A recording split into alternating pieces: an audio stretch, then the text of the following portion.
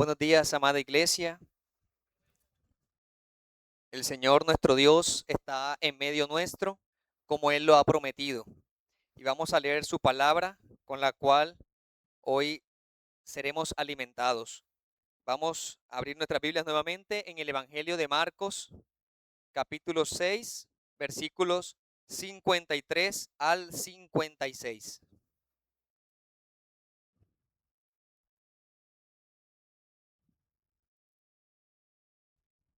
Así dice la palabra del bendito Espíritu de Dios. Terminada la travesía, vinieron a tierra de Genezaret y arribaron a la orilla. Y saliendo ellos de la barca, enseguida la gente le conoció, y recorriendo toda la tierra de alrededor, comenzaron a traer de todas partes enfermos en lechos a donde oían que estaba. Y donde quiera que entraba, en aldeas, ciudades o campos, ponían en las calles a los que estaban enfermos y le rogaban que les dejase tocar siquiera el borde de su manto, y todos los que le tocaban quedaban sanos. Amén. Oremos. Bendito eres tú, Señor, Padre de cielo y tierra. Tú eres quien guía nuestras vidas con tu sana enseñanza. Y hoy nos permites estar delante de tu palabra y ser expuestos a ella, porque tu Santo Espíritu la usa para nuestro bien y para tu gloria, confrontando nuestras vidas, trayéndonos a la luz el pecado que cometemos, pero también el bálsamo de tu dulce evangelio, que salva, que santifica, que sana.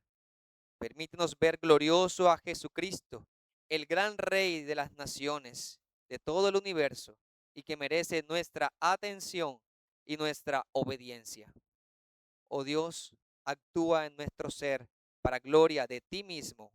Amén y amén. ¿Qué buscas de Jesús? Voy a repetir la pregunta. ¿Qué buscas de Jesús? Si tuviésemos que pensar en el Evangelio de Marcos como secciones o como divisiones, podríamos decir que estamos en una primera parte del Evangelio que está preguntándose constantemente quién es Jesús, cómo era su ministerio, dónde se concentraba este trabajo de Jesús, y ha sido una respuesta dada en varios pasajes a lo largo de los capítulos que hemos estudiado hasta ahora, y faltan algunos más para responder esas preguntas. Por ejemplo, en el capítulo 1, versículo 14, dice que después que Juan fue encarcelado, Juan el Bautista, Jesús vino a Galilea predicando el evangelio del reino de Dios, su ministerio, su mensaje. Y en el versículo 39 decía que predicaba en las sinagogas de ellos en toda Galilea. Predicaba y echaba fuera los demonios. Y vemos muchas sanidades. Luego en el capítulo 3, versículos 7 al 8, dice que Jesús se retiró al mar con sus discípulos y le siguió gran multitud. Multitud de Galilea, de Judea, de Jerusalén, de Idumea, del otro lado del Jordán, de los alrededores de Tiro y de Sidón, oyendo cuán grandes cosas hacía y grandes multitudes vinieron a él. Es decir, en este punto lo que se observa es multitudes, multitudes. Un énfasis al norte. Si pensamos en la tierra de Palestina, en esa época, habían algunas regiones. El imperio estaba dividido de esa manera. Y estamos en la región norte, llamada de Galilea, donde Jesús concentró predicación, milagros, sanidades y popularidad. Y cada vez que el Evangelio de Marcos va avanzando tan rápido, porque si algo se ha repetido en estas predicaciones es lo rápido que va Marcos, inmediatamente, enseguida, de repente, todo es así rápido, encontramos que el pasaje que tenemos hoy aquí delante de nosotros es uno de esos pasajes de cierre. Es decir, Jesús ha enviado a sus discípulos a predicar y ha ocurrido toda una serie de maravillas en ese trabajo, en ese servicio. Han expulsado demonios, han sanado en su nombre, en el nombre de Jesús, y los que no lo vieron directamente lo escucharon de los discípulos. Pero luego vemos que se juntó una gran multitud, ya se predicó aquí, más de 5,000 personas, podríamos calcular que el doble, contando a mujeres y niños. Y ocurrió esa gran multiplicación de panes y peces. Una multitud inmensa, mucha popularidad. Así que esto que encontramos es un resumen de lo que ha venido aconteciendo, pero nos permite discernir cómo las personas estaban viendo a Jesús, ¿ya? Nos ayuda a entender esas temáticas que hemos venido estudiando los domingos previos. ¿Qué está pasando con la gente de Galilea y de todos estos alrededores que ya mencioné? Están buscando a Jesús. Pero, ¿qué es lo que están buscando cuando hablan de Jesús o cuando escuchan de Jesús? Porque los discípulos escucharon de sanidades, de milagros, de expulsión de demonios. Están viendo en Jesús un salvador del pueblo, un sanador, aquel que pueda hacer milagros. Pero eso no quiere decir que su corazón realmente tenga una fe genuina. No podemos confundir buscar a Cristo, a Jesucristo, por todas estas cosas que son observables, que decir estas personas realmente creen en Jesús. Este texto tiene su paralelo, o por lo menos esta sección está similar en Juan capítulo 6, que también está conectado con la alimentación de los 5,000. Dice que en Juan capítulo 6, versículo 17, ellos venían de una travesía en el mar. Y si leemos nuestro texto, empieza diciendo terminada la travesía. ¿Qué había pasado esa noche? Si recordamos el domingo anterior, estudiamos esa tormenta en el mar, ¿cierto? Toda esa noche. Jesús lo había enviado para que ellos fueran en la barca y él se quedó a orar. Y leímos que a la cuarta vigilia, el pastor nos hablaba de la tercera, las 3 de la mañana aproximadamente, es cuando viene Jesús. El día anterior esa multiplicación tremenda, los discípulos de meseros repartiendo comida, y en la noche tampoco descansaron porque pasaron la noche en esa tormenta.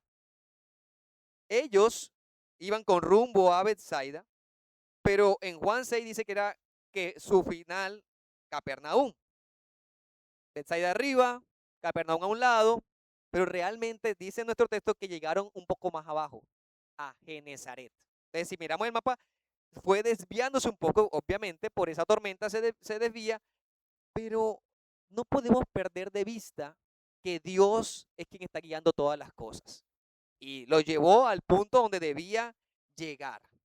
En medio de todo el susto, en medio de todo el cansancio, ellos pensaban que Jesús era un fantasma y todas estas cosas, llegaron a Genezaret. Y allí, en Genezaret, bueno, hay que aclarar que era una región bastante fértil, era una llanura, ahí cerquita del mar, que de hecho se llama Mar de Galilea, pero también puede ser llamado Lago de Genezaret, lo que nos habla de la importancia de esa región, una región bastante fértil, lo que implica que había buena agricultura, y si hay buena agricultura y hay buenos frutos, hay muchas poblaciones. Es de esperarse que no fuera una región desértica, sino que hubiese muchas personas, aldeas, pueblos pequeños allí alrededor de ese lugar. Dios permitió que allí llegara Jesús con sus discípulos. Y la extensión era aproximadamente de 5 kilómetros, o sea que siempre había bastante campo allí, y 2 de ancho para esa época. Luego de que ellos salen de allí, el evangelista Juan nos dice que llegaron a Capernaum, y en Capernaum es donde viene el sermón del pan. Esa alimentación de los 5,000 que ocurrió el día anterior, viene la tormenta, llegan a Genezaret, pero hay esa inquietud del pan que ya venía de domingos anteriores o textos anteriores, y va a ser resuelta cuando llegue a Capernaum y sea predicado. Así que estamos en ese escenario allí resumiendo, pero como esperando llegar allá. ¿Y por qué digo que están esperando? Miren cómo terminó el versículo 52 el domingo anterior. Aún no habían entendido lo de los panes, por cuanto estaban endurecidos sus corazones. Así terminó tristemente la travesía del mar. Aún había endurecimiento, no entendían. Y luego llegamos al versículo 53, que llegan a esta orilla, y entonces vemos tres cosas que queremos resaltar de lo que la gente observa, entiende y conoce de Jesús. Lo primero es que la gente le reconoce, pero los discípulos estaban con dudas. La gente le reconoce. Lo segundo que vemos es que la gente escucha de Jesús y le trae enfermos. Y lo tercero es que la gente le ruega tocarle. le ruega tocarle. Vamos a ver todo ese detalle de lo que la multitud piensa o la gente hace acerca de Jesús. Entonces, esto de que la gente le reconoce es apenas esperable, porque como ya he venido anunciando en esta introducción, Jesús ha hecho muchos milagros, ha mandado a sus discípulos, Jesús, Jesús, Jesús. Claro, la gente llega a Genezaret y la gente corre a ver quién es, dónde está este Jesús. ¿Ya? Esa fama se ha extendido. Y cómo no, si el día anterior había ocurrido semejante asunto y asombro de esa multiplicación de 5 panes, 2 peces a mucho más de 5,000. Esa noticia fue esparcida. El Jesús sanador, ahora vemos a un Jesús que también provee alimento. ¿Ya? Entonces ese es un punto importante que hasta ahora no había sido mostrado. Es capaz de tomar un elemento natural y hacerlo multiplicar. Pero no perdamos de vista que están en una tierra fértil. Entonces, están en una tierra fértil y Jesús ha hecho estas cosas, ¿qué más podrá hacer con nosotros? Es la expectativa creciente. Notan que aquí la gente tiene ahora dos ideas por lo menos en su mente. Una, sanidades por doquier. Y dos, asegurar un sustento. ¿Ya? ¿Qué están descubriendo de Jesús en esta sección? La verdad es que deja un sinsabor aquí. Porque los discípulos no lograban identificar a Jesús, quién realmente era Jesús, a pesar de todas estas cosas, que el viento, que el mar le obedecen. Ellos habían vivido eso en la intimidad de Jesús. Y la multitud estaba viendo también unas señales grandísimas. Y la multitud empezó a tener un interés en Jesús porque les diera salud y porque les diera comida, porque les diera sustento. No comprenden. Eso es triste. En Juan capítulo 6, versículos 22 al 24, que es lo que muestra el día siguiente de la multiplicación, contado desde Juan, dice que la gente que estaba al otro lado del mar, entonces lo que estamos leyendo, vio que no había allí más que una sola barca y que Jesús no había entrado en ella con sus discípulos, que se habían ido solos. Entonces se dieron cuenta que Jesús no estaba, pero otras barcas habían arribado de Tiberias junto al lugar donde habían comido el pan, después de haber dado gracias al Señor. Cuando vio pues la gente que Jesús no estaba allí, ni sus discípulos, entraron en las barcas y fueron a Capernaum buscando a Jesús. Fíjense, mientras que Jesús ya había llegado acá a Genezaret, los otros, la multitud que había recibido la multiplicación, se quedaron allá donde estaban, esperando el día siguiente volver a encontrarse con Jesús y volver a recibir ese milagro. Y como no lo encuentran, nos vamos en las barcas y vamos a buscar a Jesús. Uno pensará, bueno, pero eso no es lo que nosotros pedimos de las personas. Nosotros llamamos a la gente, busca a Jesús, busca a Cristo. El punto es que hasta este momento tenían una visión bastante superficial, bastante terrenal. Ese buscar a Jesús, y que mucha gente hoy también dice así, que yo estoy buscando de Jesús, no es real. Es una fe no salvífica. Es una fe aparente. La gente dice que conoce a Jesús porque alguna vez tuvo una experiencia milagrosa. El Señor Jesús, y lo digo que es el mismo mal hoy. Hoy mucha gente dice que yo conozco de Jesús porque un día me sanó de tal enfermedad, me libró del cáncer, o una cosa portentosa. No tenía comida y de repente llegó, ya conozco a Jesús. Pero eso no quiere decir que realmente conozcan con mayúscula y con toda la profundidad de la Escritura a Jesús. Eso es quedarse en la periferia, por los bordes. No llegan al corazón del problema humano. No entienden el problema del pecado que Jesús quiere sanar. Eso, quedarse allí es un conocimiento superficial. Y el mismo Jesús más adelante lo va a decir en el relato que Juan viene detallando. Cuando lo encuentran, estoy leyendo el pasaje paralelo en Juan 6, dice, Juan 6, 25 y 26. Hallándole al otro lado del mar, le dijeron, o sea que los que estaban allá en las barcas al final dieron con Jesús. Y le dijeron, Rabí, ¿cuándo llegaste acá? ¿Y qué le responde Jesús? Bienvenidos, vamos a hacer otra jornada de milagros, vamos a otros panes también. Jesús les dice, de cierto os digo que me buscáis, no porque habéis visto las señales, sino porque comisteis el pan y os saciasteis.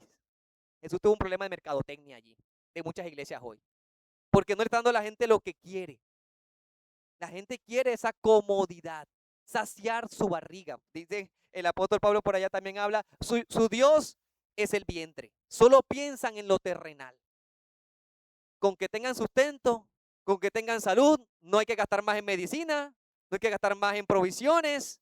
Jesús nos va a dar todo. ¿No será que en pleno siglo XXI hay la misma tendencia? Lo que conocemos de Jesús es solamente lo que quiero conocer. Jesús, no abras más tu boca. No me digas nada más. No me enseñes más. Tú sana. Tú entrega. No me compliquen con la persona de Jesús. Entonces, si uno empieza a hablar de la doctrina de quién es Cristo, no, eso es enredarme mucho. A mí no me hables de eso. Es la misma actitud de esta multitud que buscaba a Jesús solamente por el milagro, solo por la sanidad, solo por la satisfacción. Nos podemos quedar solamente con lo siguiente. Jesús es poderoso para sanar mis enfermedades. Jesús es bueno y me puede dar la vida tranquila que yo deseo. Jesús me puede dar la esposa sumisa que yo espero. O Jesús me puede dar el esposo amoroso que yo deseo. O los hijos obedientes. O un negocio próspero. O el dinero más fácil posible. Las vacaciones soñadas. Con que me dé eso, yo creo. Yo creo. Y entonces esa es la idea que se plantea en esta modernidad. Pero hay una realidad más profunda de Cristo por descubrir y la gracia del Espíritu Santo es la que nos permite ver una enseñanza del Padre mismo. Jesús lo dice en ese mismo mensaje que le estaba leyendo de Juan 6, 25, 26, esa predicación del pan. Jesús les dice, escrito está en los profetas y serán todos enseñados por Dios. Eso es importante. Porque aquí el texto, versículo 54, dice que la gente le conoció, pero le conoció de identificar, este es el milagrero, este es el de los alimentos. Pero aquí ahora estoy citando donde Jesús está ampliando el conocimiento real de Él como una promesa del nuevo pacto. O sea que el conocimiento que está hablando la Escritura es un conocimiento más profundo que escuchar y saber e incluso de recibir una experiencia sobrenatural. ¿Cuál es la promesa del nuevo pacto? En Jeremías, capítulo 31, versículo 34, dice el profeta, no enseñará más ninguno a su prójimo, ni ninguno a su hermano diciendo, conoce a Jehová, porque todos me conocerán, desde el más pequeño de ellos hasta el más grande, dice Jehová, porque perdonaré la maldad de ellos y no me acordaré más de su pecado. Ese es el verdadero conocimiento que el hombre debe alcanzar en Dios. ¿Cuál conocimiento? El que aquí está prometiendo. El mismo conocimiento que Dios ha prometido. Y es que Él se va a revelar a quien Él desea para que pueda vivir una vida en el perdón de Dios, en la comunión con Dios, comunión que va a trascender si tu cuerpo está enfermo, si tienes o no tienes el alimento o el vestido. Va más allá de lo que estamos viviendo en esta tierra pasajera. ¿Ya? Entonces, esta gente conoció a Jesús o lo reconoció hasta donde creyeron en las sanidades que hacía. No se dieron cuenta que esas señales, que esos milagros, esas sanidades, no eran per se y por sí mismas, sino que era una señal. Y la señal lo que hace es apuntar, indicar. Este que acaba de hacer esta cosa gloriosa, este milagro glorioso de multiplicar, este que ha sanado, lo que está haciendo es cumplir la voluntad de Dios y anunciar que Él es el Mesías con ellos. Pero ellos no veían eso. Se quedaron muy limitados, muy limitados.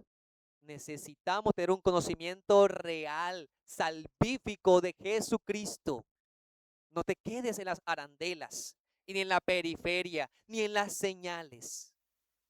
Lo que nos lleva al segundo punto, el segundo elemento que nos muestra de lo que la gente escuchaba de Jesús y entonces traía a Jesús.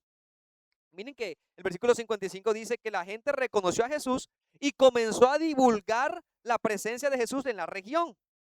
Entonces, escuchan de Cristo y empiezan a correr. Eso que habla ahí de recorriendo toda la tierra, no necesariamente está hablando de que Jesús recorrió, sino que él iba allí caminando, sí, por Genezaret, pero la gente iba corriendo a traerle enfermos, a traerle para que todo el que estuviese enfermo, vamos a traerlo porque ya hemos escuchado de este Jesús que esto es lo que él hace, ¿ya?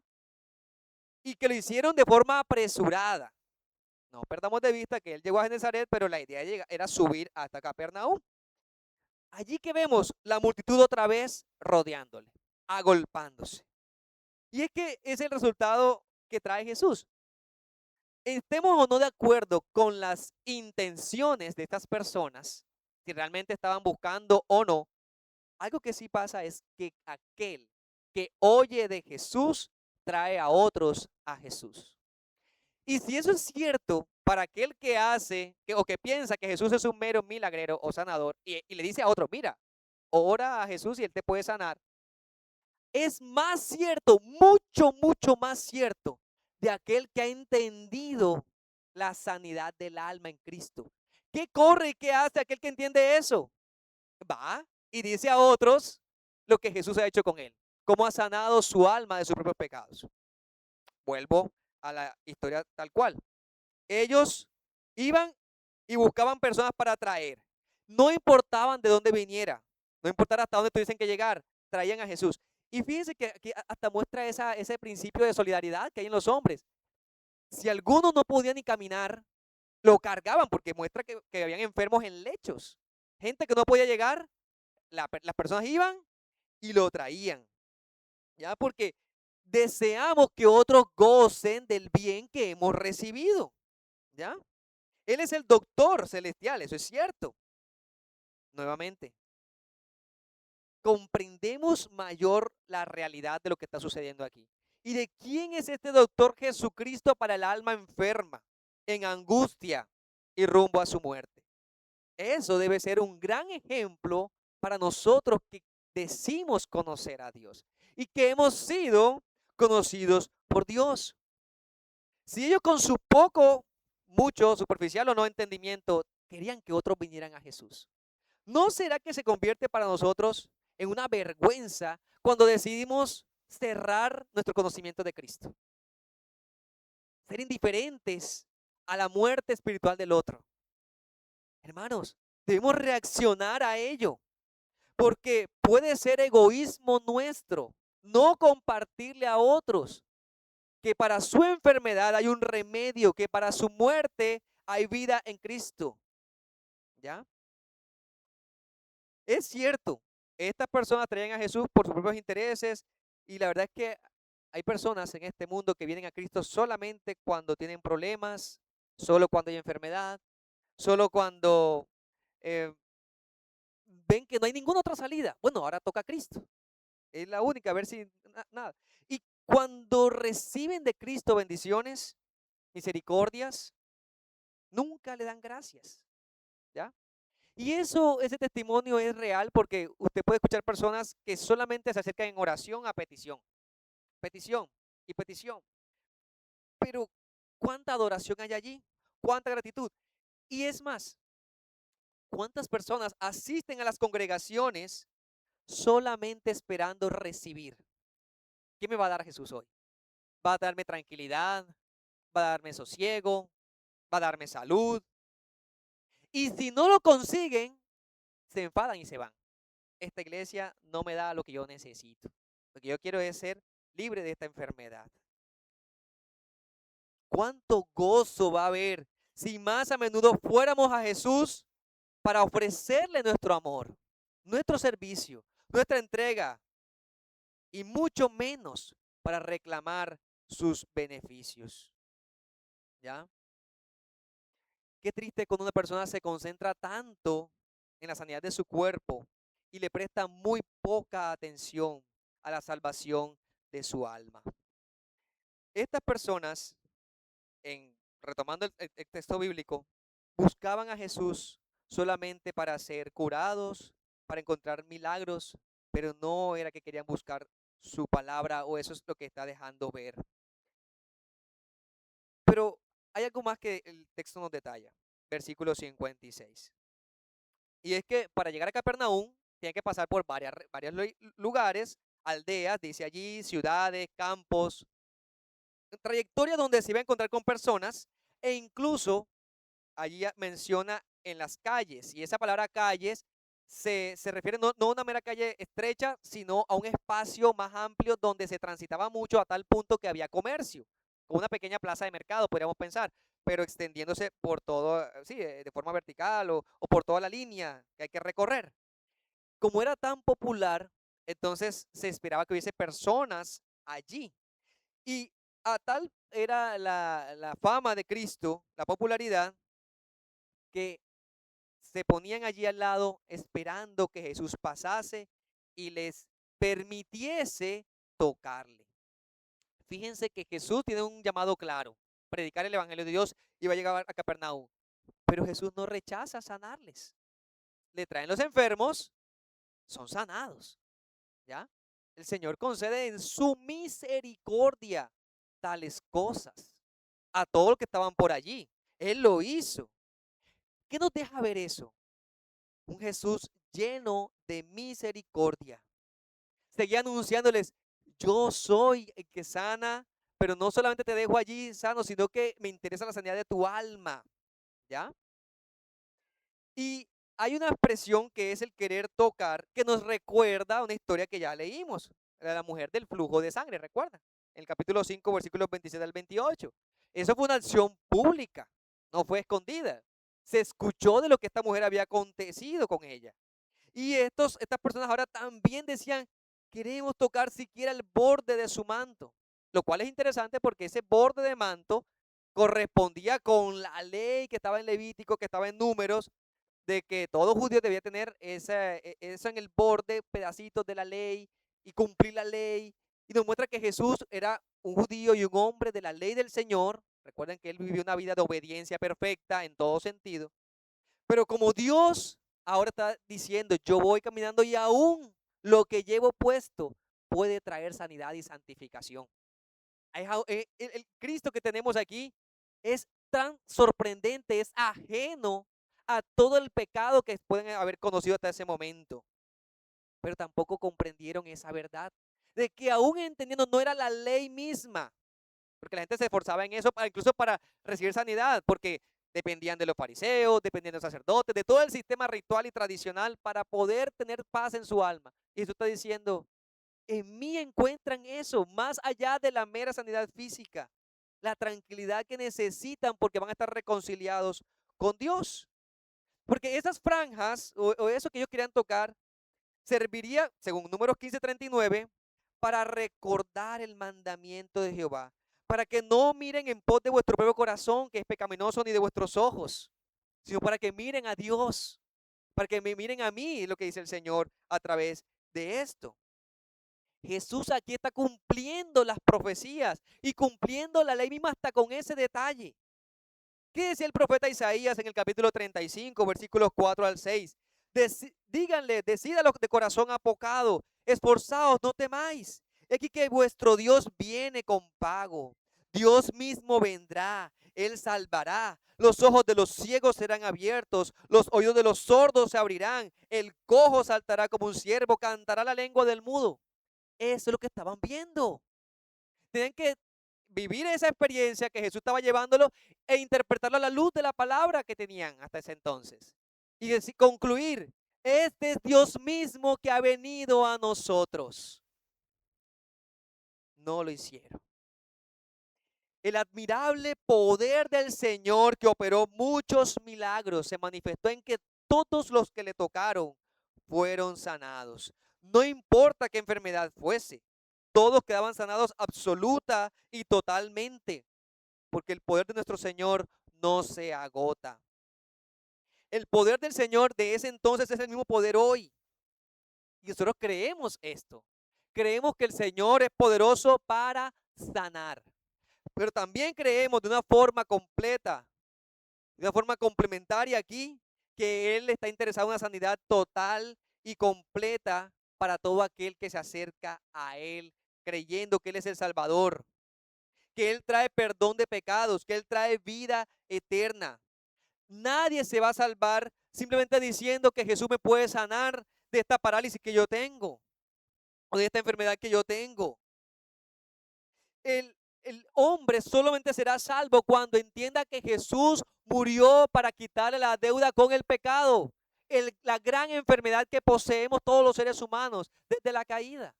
Y que la única manera de ser librados de ella es con nuestro bendito doctor celestial, Jesucristo. Solamente por medio de Él. Y así es cuando nosotros entendemos eso y entendemos nuestra realidad, entendemos nuestra maldad y entendemos que Jesús es el gran doctor, que podemos traer a otros a ese conocimiento también. Y decirle a otros, es que Jesucristo es quien puede dar salud a tu alma enferma. Porque tú estás cojo, tú estás ciego, tú estás sordo. Porque no has podido ver el reino de Dios. No has podido entrar en el reino de Dios. Sigues viviendo conforme a tu pecado. Y sigues buscando a Jesús por mero interés. Estás perdido si sigues así. Necesitas encontrar la medicina en Jesucristo. ¿Ya? En Jesucristo. Como creyentes estamos llamados a hacer eso. A hacer ese trabajo de traer a otros, de hacer que otros escuchen y vean. Pero nuevamente, por más milagros, así como lo que estamos describiendo, ese despliegue del poder de Jesús, cuando Jesús dio su predicación, luego unos versículos más adelante, en Juan capítulo 6 nos detalla la predicación luego de estos acontecimientos. Y Jesús predicó ese hermoso texto de Juan 6, hablando de que es que ustedes tienen que comerme a mí. Tienen que entender que necesitan es alimentarse de mí, que tienen que encontrar en mí la satisfacción de su alma, el perdón de pecados y vida eterna. ¿Qué pasó de en adelante? Juan 6:66. Desde entonces, muchos de sus discípulos volvieron atrás y ya no andaban con él. De toda esa multitud, de todos los que decían seguir a Cristo, claro, Jesús hizo milagros, sanidad, todo eso, vamos a seguir a Cristo. Luego el mismo día lo abandonaron, lo dejaron. Porque entendieron, se dieron cuenta que lo que Jesús estaba predicando iba en contra de su vida de pecado. Querían seguir viviendo para sí. No comprendían la salvación que éste puede dar. Podríamos pensar cuántas de estas personas venían con esas peticiones incesantes, pero realmente era viéndolo como un cajero, viéndolo como un milagrero, ¿ya? Es el mismo mal hoy. Es el mismo mal por razón de nuestro propio pecado. ¿Y saben qué pecado se muestra aquí? Dentro de todo lo que podemos mencionar, esa autocentricidad, voy a llamarlo de esa manera. Egocentrismo, así. Yo estoy pensando es en mí. Y eso hace que me pregunte cómo otros pueden servirme. Entonces, en ese sentido se manifiesta de muchas maneras. Hay quienes dicen en sus propios hogares, ¿cómo puedo yo aprovecharme de este lugar donde estoy? Entonces viven esperando que todos los atiendan en su casa, que les sirvan la comida, que le tengan la ropa, que le tengan todo lo que necesitan y que le dejen descansar y disfrutar. Eso manifiesta un corazón egocéntrico. O los que se aprovechan de sus amigos, o sea, que ven a los demás también de mismo sentido. No hay una relación que quieran favorecer. Simplemente es cómo me puedo aprovechar o servir de estas personas con quien me relaciono. O incluso hay personas que ese egocentrismo lo muestran con la misma iglesia de Cristo. Entonces quieren que la iglesia les eduque a los niños en la fe, quiere que la iglesia los case, quiere que la iglesia satisfaga sus necesidades materiales, que entierre a sus muertos, quieren que la iglesia satisfaga todo lo que ellos quieren, lo que ellos pidan, el amor, la amistad. Y, y no se ve más bien un corazón dispuesto a dar. Quieren que la iglesia me sirva, pero no toman ninguna responsabilidad en la iglesia de Cristo. Eso que muestra egocentrismo. Están pensando es en sí, como estos hombres buscaban a Jesús para satisfacerse. Y tan grave es el asunto que toman a Dios también. Entonces miran a Dios con el mismo pecado. No piensan en Dios para adorarle, para vivir para Él, por el solo hecho de ser Dios y de que tu alma te le debes a Dios. Tu cuerpo y alma, todo te le debes por tu existencia sola. No, solamente le buscan para pedir. Y un comentarista hacía la comparación con cuando tú vas a un hotel y tienes un camarero, ¿ya? Y un botón, que creo que llaman botones, que simplemente suena la campanilla cuando quiero que me atienda, de resto déjame en paz. Y le pongo no molestar. Solamente quiero que me satisfaga los caprichos que se me ocurran. Hermanos, ese no es el Dios de las Escrituras. Y si Dios en su misericordia a muchos les concede una salud, les concede un hogar, dale gloria al Señor, pero arrepiéntete, porque eso no quiere decir que Dios esté respaldando tu vida de pecado, ¿ya? Es hasta posible que se te demande en el día del juicio la misericordia que Dios tuvo contigo y decir, tuviste este bien, tuviste esta misericordia, ¿por qué no te arrepentiste y creíste en mí? Seguiste alimentando tu ego. Dios nos guarde de estas cosas. Concluyendo y aplicando.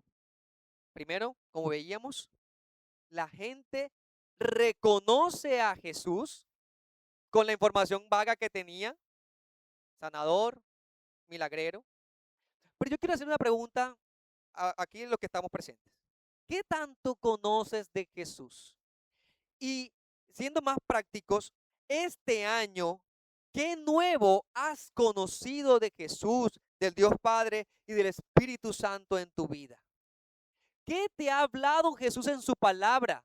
De tal manera que te enseñe, que te redarguye, que te corrige, que te instruye, porque esa es la obra de Cristo Jesús.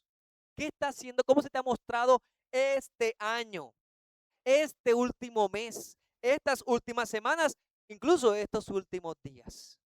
¿Qué ha hecho Jesús, nuestro bendito Señor, contigo?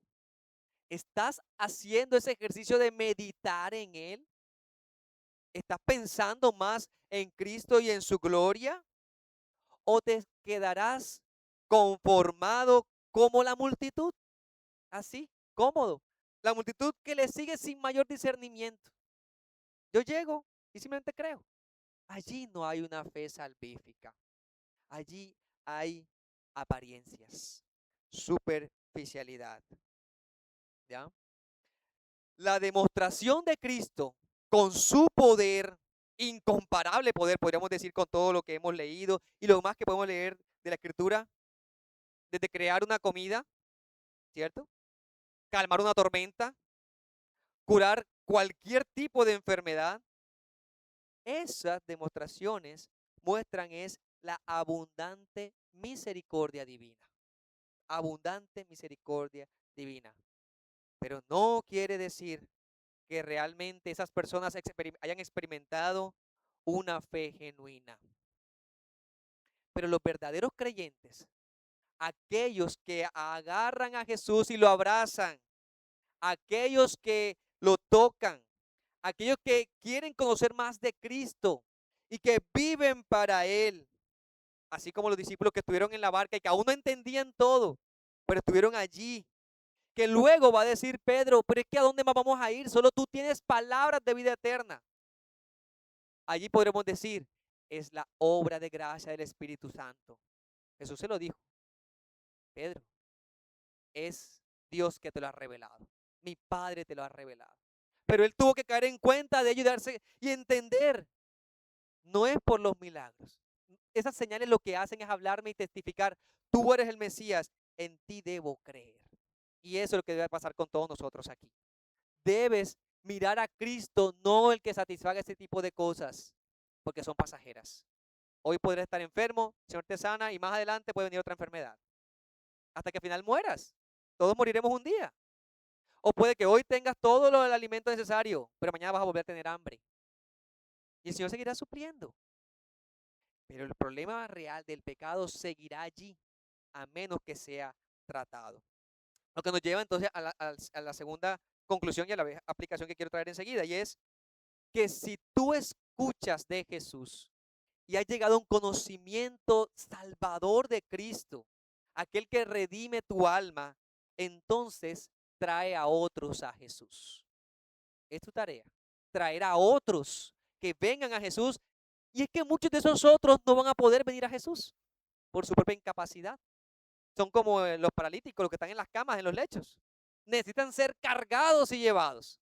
Y es donde yo te pregunto, esposos, ¿qué tanto están trayendo sus esposas a Jesús? ¿Qué tanto están haciendo que su esposa venga a Cristo? Y usted ahí diligentemente hablándole, esforzándole, mostrándole el Mesías prometido.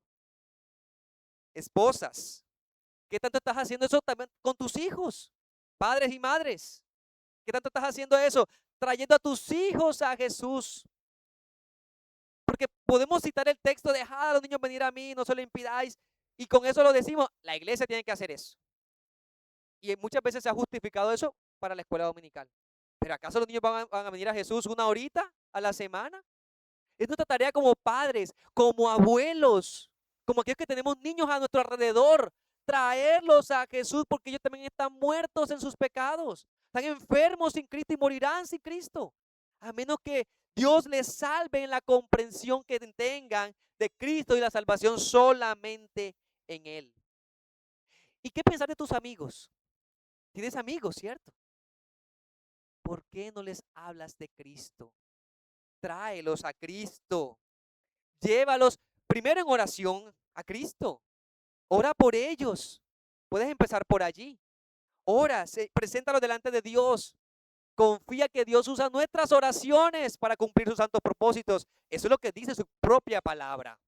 Ora por mí, decía el apóstol Pablo, para que se me abra puerta para anunciar el evangelio, para que con denuedo pueda ser y para que Cristo sea más glorioso mostrado en la vida de las personas. Es un privilegio poder orar de esa manera. Eso que muestra una actitud misericordiosa, como Cristo tuvo compasión, ¿ya? Y junto con esa labor de misericordia, también vamos a mostrar a las personas de forma física nuestro amor y misericordia. Y por eso es que como creyentes no podemos descuidar nuestra labor misericordiosa a las personas, sean creyentes o no, ¿ya? Porque cuando llevamos el pan a un necesitado, cuando llevamos una ropa a un necesitado, decimos, mira, esto te va a cubrir, ¿verdad? Este alimento te va a dar saciedad por unos instantes, pero esto no es todo. Es una oportunidad de mostrar con la misericordia la realidad profunda del Evangelio de Jesucristo, trayendo saciedad a que tiene hambre. Eso deberíamos estar haciendo como iglesia, como iglesia. Y finalmente, ¿qué tanto te acercas con humildad al trono de la gracia pidiendo un toque? Señor, permíteme tocarte más. Y cuando hablamos de este toque y reconocemos el poder de Dios, hermanos, quiero llevarles a pensar como en algunos escritos, comentarios de textos como este decían, ¿qué tanto quieres santidad? ¿Qué tanto quieres que tu alma y tu mente esté sana para servirle con devoción? Señor, yo quiero poder ser o moverme como un misionero tuyo. Dame la salud para ello, para yo poder pararme. O dame que en este lecho de cama en que estoy yo pueda testificar a cuantos vengan a visitarme. O dame la gracia de poder en esa humillación reconocer que no soy tan santo, que a veces me dejo llevar por la ira, que me dejo llevar por la pereza, por la negligencia, el descuido en tus deberes. Tócame, Señor. Permíteme tocarte. Permíteme conocer un poco más de ti y que eso haga que mi vida de fervor y de amor crezca. ¿No será que estamos quedándonos en la superficialidad, llamándonos cristianos? Oh, mis hermanos, roguemos al Señor porque debemos estar convencidos de que su Espíritu de verdad obrará en nosotros. Porque lo que pedimos conforme a su voluntad, Él nos oye. Porque su voluntad, ¿cuál es? La que está claritica, nuestra santificación. Él desea que le glorifiquemos, pero desea un pueblo que anhele eso, que anhele su presencia, porque Él es el pan de vida. Los discípulos no entendieron, hoy lo podemos entender. Él es el Señor de las tormentas, ellos tampoco lo entendieron, hoy podemos entenderlo. Él es quien sacia nuestro ser con su presencia. Que Cristo sea más glorioso en nuestras vidas para honrarle, para servirle, para amarle. Amén. Vamos a orar. Oh Señor, tú conoces la condición de cada uno de nosotros y te acuerdas de que somos polvo. Te acuerdas de que en nuestra maldad hemos nacido y hemos vivido. pero también hemos visto la obra de gracia que tú has hecho en nosotros. Ese milagro portentoso nos has traído de muerte a vida, de muerte espiritual a vida espiritual, a todo lo que hemos puesto la fe en ti. Oh Señor, trae vida a aquellos que hoy están en este lugar en muerte espiritual, porque siguen manifestando una conducta superficial, una vida de fe aparente. Su propio testimonio lo indica, su poco conocimiento de Cristo lo muestra. Permite, Señor, que puedan darse cuenta, puedan entender que no pueden quedarse en la mera multitud buscando a Jesús por sus propios intereses. Tú nos has desnudado con tu palabra. Oh Señor, aplica ese bálsamo del Evangelio a la herida que nos has causado, que nos has hecho comprender. Porque tú nos muestras el pecado, pero también nos muestras que la solución está únicamente a los pies de Jesucristo, en la cruz del Calvario, y el entendimiento de que Él recibió el castigo, la culpa, la herida, la maldición que nosotros debíamos recibir. No queremos verte a ti, oh Dios, como aquel milagrero, como aquel que satisface solamente nuestros deseos temporales. Queremos verte como aquel que anhela nuestra alma, que en ti está la satisfacción de nuestro ser y solamente ello queremos. Oh Dios, hazte más glorioso para nosotros. Ayúdanos que tu palabra sea constante en nuestro ser todos los días, la meditación que nuestra alma anhele. Y eso nos lleve a traer a otros a ti, compartir a otros de Cristo, de su amor y de su gracia. Y tú te gozarás en salvar. Esta multitud en este momento no entendía quién tenían delante de sí. No entendían el cumplimiento de la ley de los profetas. Hoy nosotros hemos recibido la gracia de tener todo este texto frente nuestro, aquí, real. Y tenemos la oportunidad de escucharlo predicado y podemos entender que está hablando de nosotros. Oh Dios, humíllanos. Pon un deseo por tocar siquiera el borde de tu manto. Estar allí, como el salmista dijo, siquiera en una esquina de tu tabernáculo, de tu templo, que morar lejos en las iniquidades de maldad. Permítenos gozar de tu comunión real y viva. Que seamos un pueblo que viva de esa manera. Trae convicción, trae salvación a aquellos que están en muerte y trae santificación a tu pueblo que te ama. Para que tú, oh Cristo, seas glorificado. Amén y amén. El Señor bendiga su palabra.